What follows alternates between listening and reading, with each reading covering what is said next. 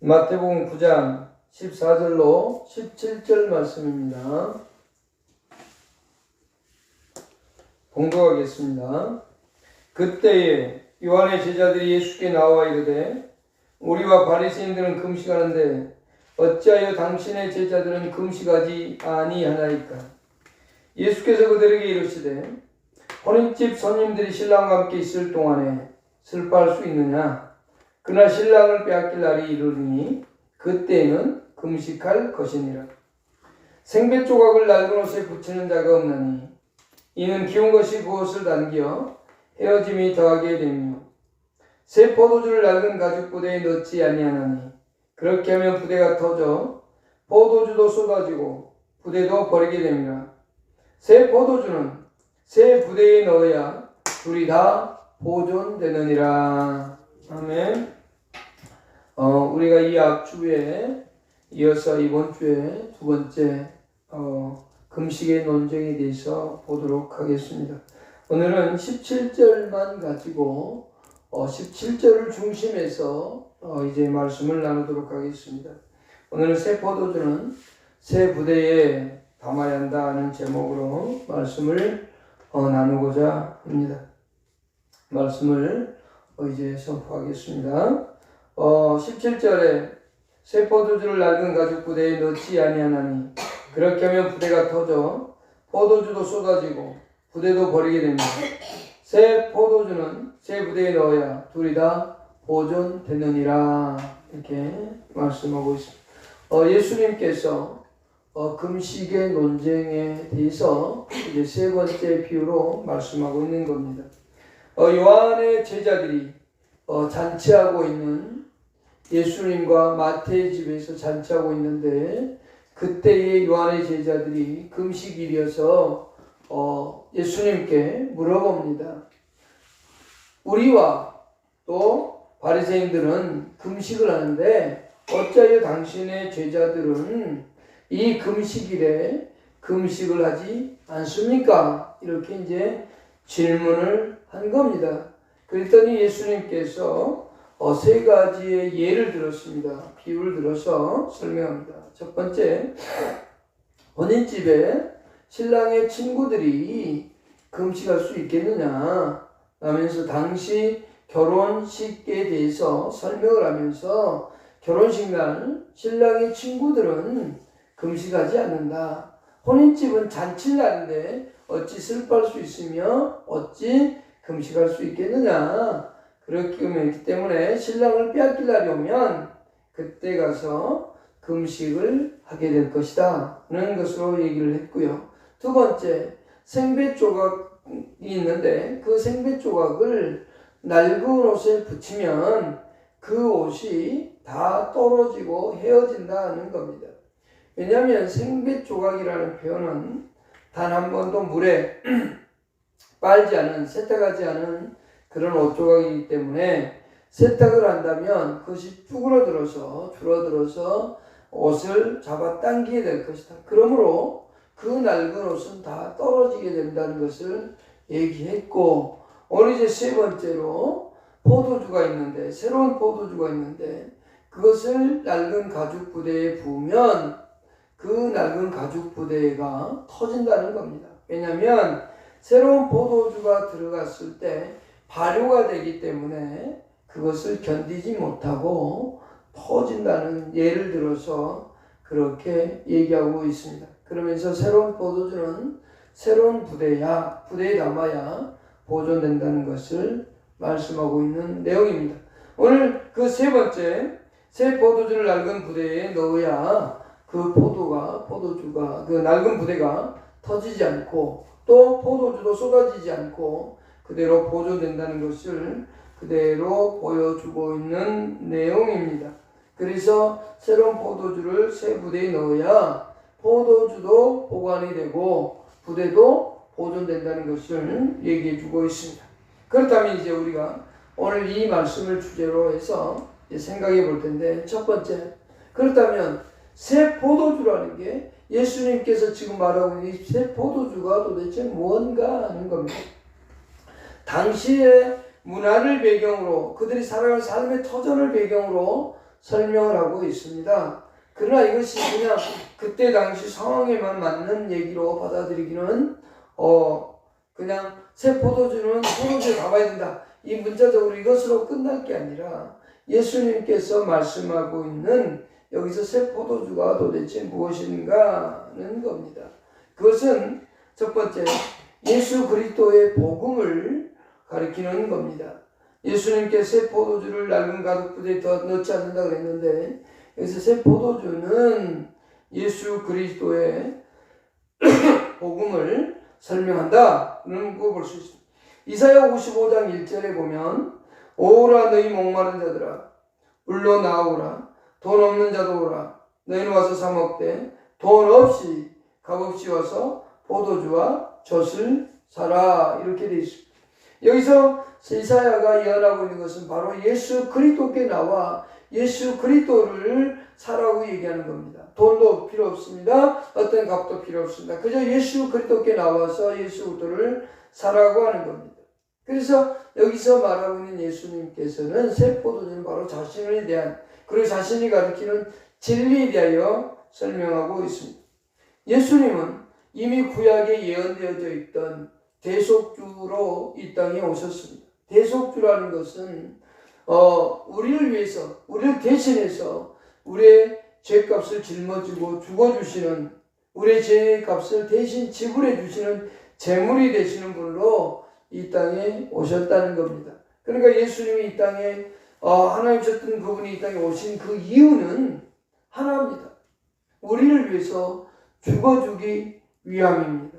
그 죽어주기 이전에 이미 하나님께서 약속하신 메시아가 왔고 하나님의 나라가 이미 우리 가운데 왔다는 것을 선포하셨던 겁니다. 그러면서 예수님의 공생의 사역 그 자체가 바로 복음이었고 그 사실을 통해서 우리에게 하나님의 나라가 임했다는 것을 그들에게 가르쳐 주었습니다.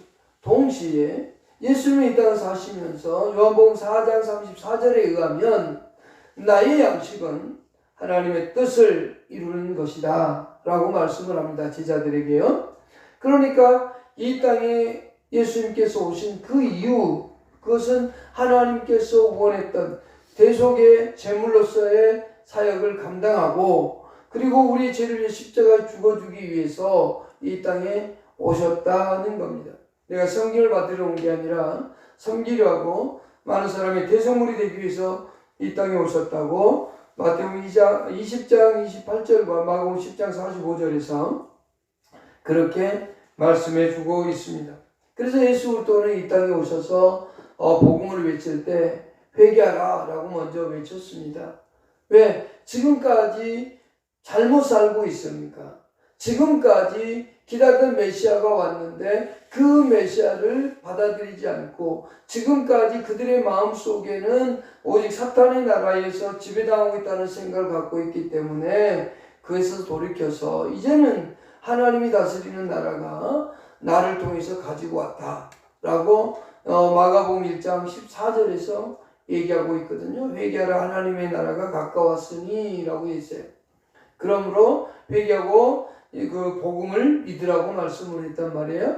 그러니까 이 유대인들에게 예수님께서 와서 진정한 구원자인 그리고 진정한 하나님의 나라가 우리 가운데 왔으니까 이제는 그것을 받아들이라고 얘기했던 겁니다. 그래서 예수님의 교훈과 모든 진리는 유대인들이 가지고 있었던 사상과는 전혀 달랐던 겁니다.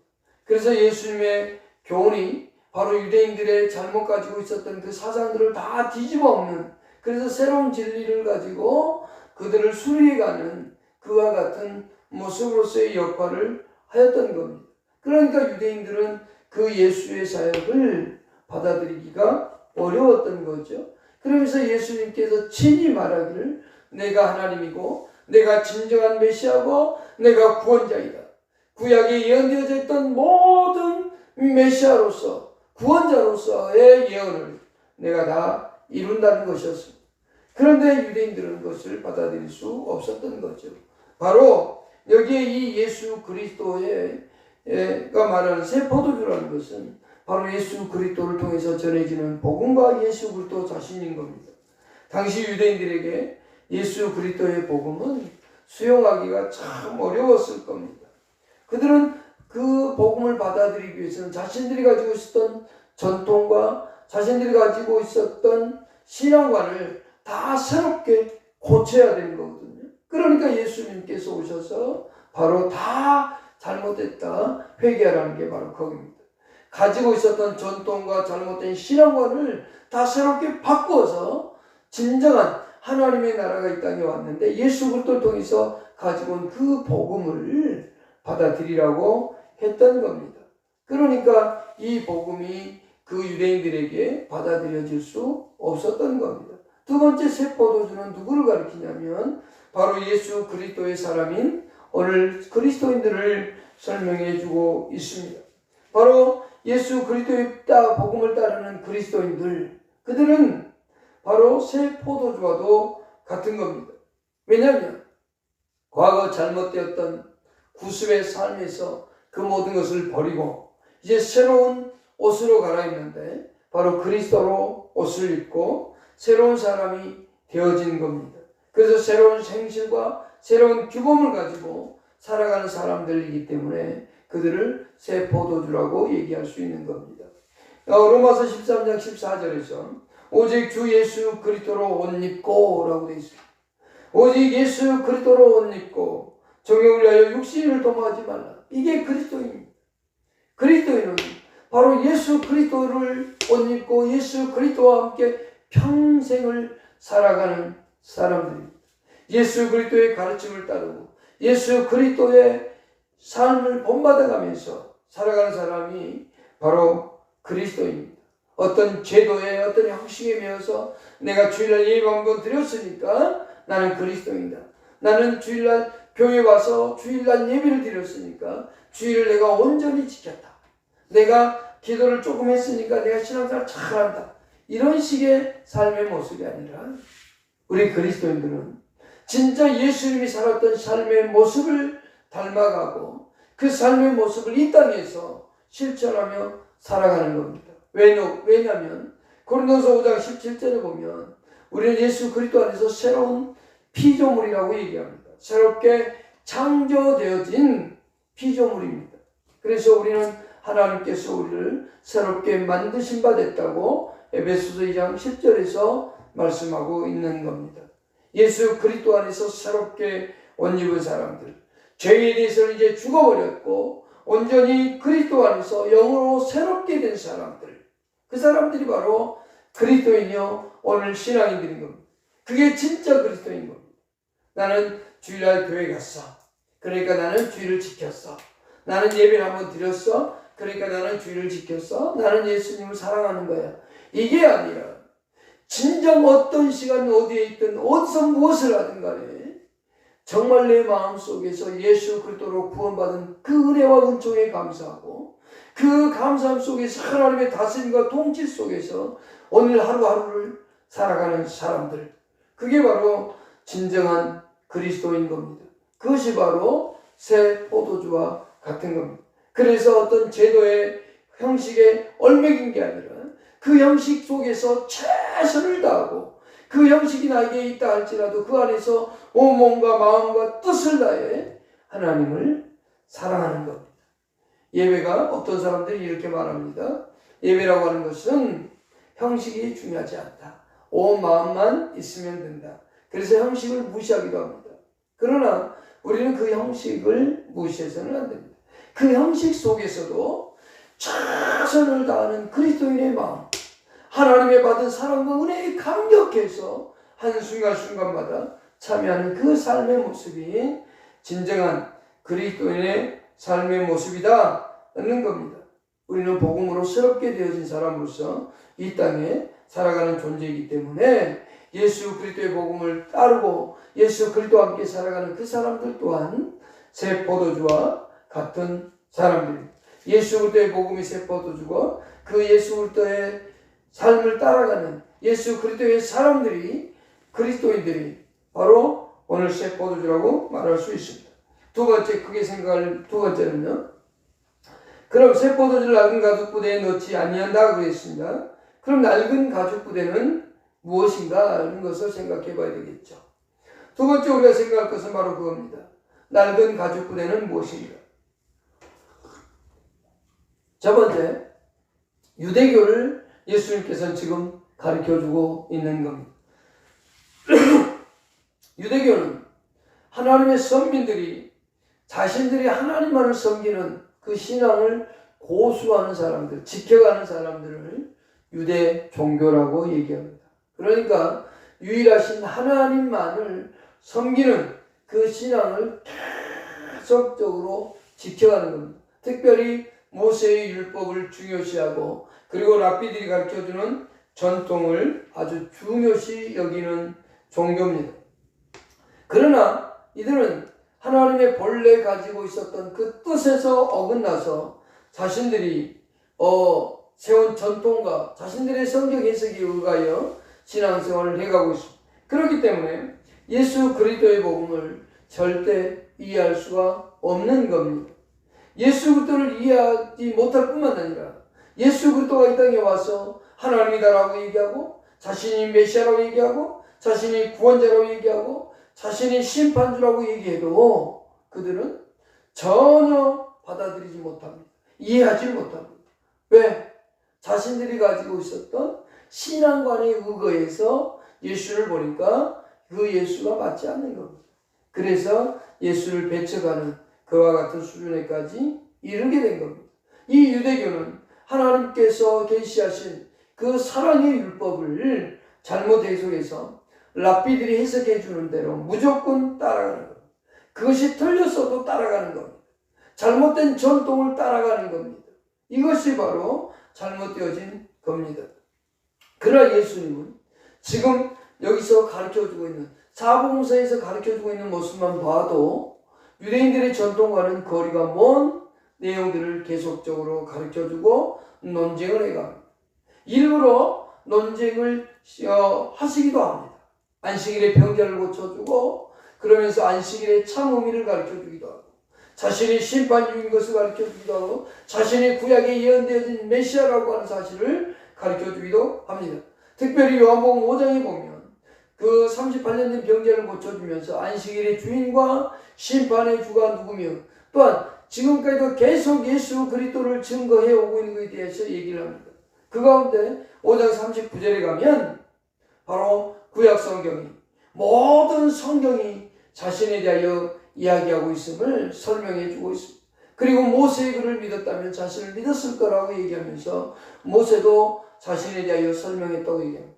부활한 후에도 누가복음 24장에서 예수 구약에 있는 모든 성경은 역사서와 시편과 예언서가 다 같이 자신에 대하여 기록하고 있다고 24장 44절에서 설명해 주고 있습니다. 어쨌든 이 유대교는 바로 하나님의 뜻을 잘못 해석함으로 인해서 자신들이 받아들여야 될 이 예수 그리스도를 받아들이지 못하고 있었다는 겁니다. 오늘날 우리들이 생각하는 신앙인들도 우리들이 생각하는 교회라고 하는 것도 그와 같은 형태 틀에 갇혀 있지는 않는가 생각해 보아야 됩니다. 교회는 많은 제도들을 두었습니다. 제도가 나쁜 건 아닙니다. 반드시 제도는 필요합니다. 그러나 그 제도보다 우선한 것이 뭐냐? 하나님을 사랑함과 이웃을 사랑함입니다. 이것이 빠져버리면 이 하나님의 사랑과 이웃 사랑이 빠져버리면 그 제도는 쓸모없는 제도인 겁니다. 유대교는 바로 그와 같은 겁니다. 유대교는 자신들이 정말 소중히 여기는 예배의 전통도 있고 성경 해석하는 전통도 이어져 왔습니다만 그러나 중요한 것은 율법의 가장 중요한 하나님의 사랑과 이웃 사랑이 빠져버린 겁니다. 교회가 가장 중요하게 여겨야 될 하나님을 사랑하고 이웃을 사랑해야 되는 이 법이 빠져버리면 우리의 마음속에서 이것이 사라져버리면 그 어떤 제도도 옳다고 말할 수 없는 겁니다. 그 제도 속에 어떤 제도들이 다 같이 하나님을 사랑함과 이웃을 사랑함이 보여지는 그리고 실천화되어지는 제도여야 된다는 사실을 이 예수님께서 보여주고 있습니다. 만일 그것이 되지 않는다면 낡은 가죽 부대와 다를 바가 하나도 없다는 겁니다. 두 번째, 낡은 가죽 부대는 누구냐? 유대인들과 바리새인들과 서기관들을 예수님께서 가르쳐주고 있습니다. 유대인들은 유대교가 오랜 전통을 고수한 것처럼 유대인들도 거기 신앙생활하는 그들도 동일하게 오랜 전통과 율법을 고수해 왔습니다. 심지어 예수 그리스도의 복음을 배척하고 정지하기까지 이릅니다. 그래서 예수님이 하나님이셨음에도 불구하고 그를 십자가에 죽이는 신성을 모독한다. 그래서 그를 죽이는 하나님을 모욕하는 자로 정죄해서 그를 십자가에 못 박아 죽이는 거죠. 유대인들과 서기관 바리새인들은 영적인 소경이라고 볼 수 있습니다. 특히 바리새인과 서기관들은 정말로 신앙생활 잘하고 성경을 잘 해석하고 하는 사람들입니다만, 그러나 예수 그리스도를 알아보지 못하는 불행한 영적인 눈을 가진 존재자들이었다는데 문제가 있는 겁니다. 그들은 신앙생활을 정말 잘하는 것처럼 성경을 잘 해석하는 것처럼 보였지만, 그러나 진정 참으로 받아들여야 될 예수 그리스도를 받아들이지 못한 겁니다. 오늘날 우리 교회 안에서 성도들이 신앙생활을 남들 보기에 잘하는 것처럼 기도도 열심히 하고 정말 헌금도 열심히 하고 봉사도 열심히 하는데, 정작 중요한 것, 하나님을 사랑하는 것, 이웃을 실천하는 것이 내 삶 속에서 이루어지지 않고 있고, 내 마음의 주인이 예수 그리스도가 아니라고 한다면, 오늘 나의 삶을 하나님이 통치하고 있다는 것을 받아들이지 않고 있다면 우리는 바리새인들과 동일한 신앙을 하고 있는 겁니다. 형식에 치우치고 남들 눈에 치우치고 남들이 보기 때문에, 남들이 알아주기 때문에 열심히 신앙생활을 한다면 그것은 잘못되어진 겁니다. 내가 어느 자리에 있든 어디에 있든 무엇을 하든 그곳에 하나님이 나를 바라보시고 나를 알고 계신다는 사실, 어디에 있든 하나님이 나를 지배하고 있다는 사실을 절대로 잊어서는 안 됩니다. 그렇기 때문에 우리 그리스도인들 마음속에 늘 내가 예수 그리스도 안에서 새로운 사람이 되었고 예수 그리스도 안에서 하나님을 향한 열정과 사랑함이 늘 있어야 된다. 말로는 하나님 사랑합니다 라고 하는데 그것이 행동으로 나타나지 않거나 그것이 그냥 말뿐이라면 그 사람은 가짜입니다. 여기 바리새인들과 달라질 바가 없습니다.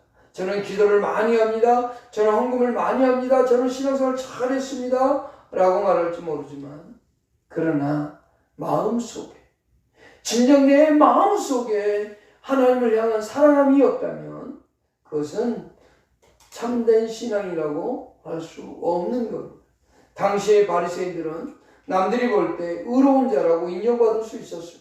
그들은 일주일에 2번씩 금식도 했고 아주 11조는 철저히 했고 안식일에 교회 가서 예배하는 것은 절대로 놓치지 않았던 사람들입니다. 그러나 그들 마음속에는 하나님을 향한 사랑함이 없었고 이웃을 향한 사랑하는 마음 자체가 존재하지 않았다는 겁니다.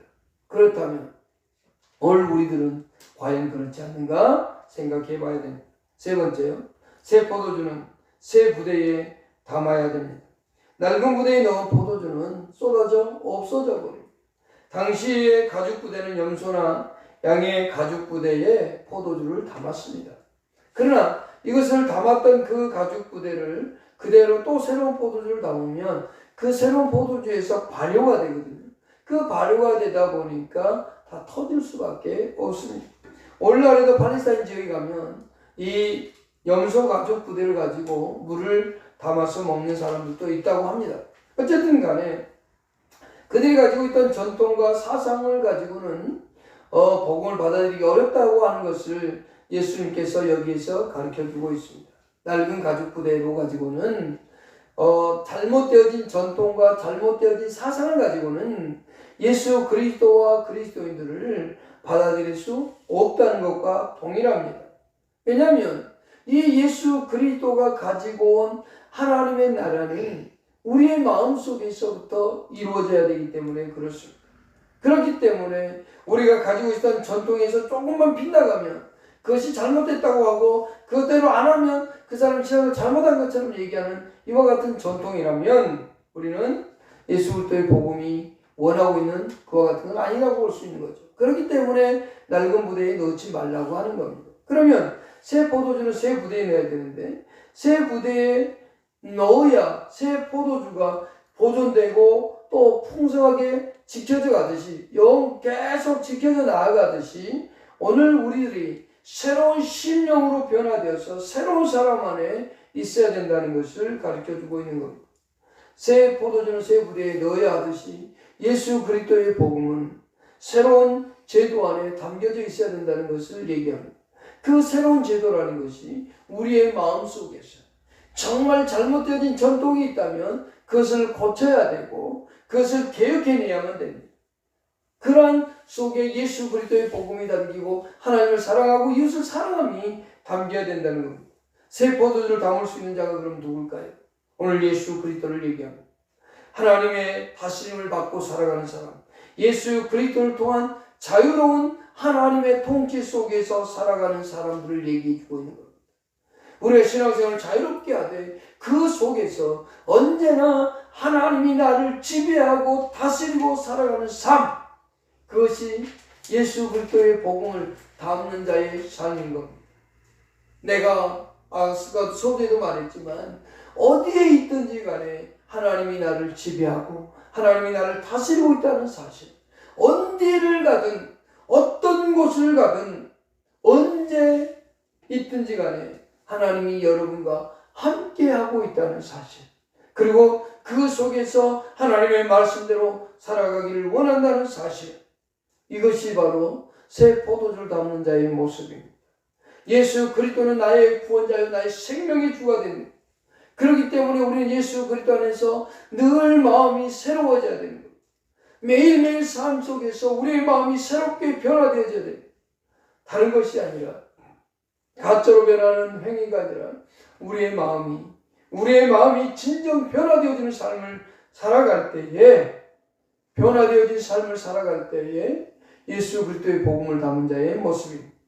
로마서 12장 2절에 너희는 이 세대를 본받지 말고 오직 마음을 새롭게 함으로 변화를 받아 하나님의 선하시고 기뻐하시고 온전한 뜻이 무엇인지 분별하도록 하라고 되어 있습니다.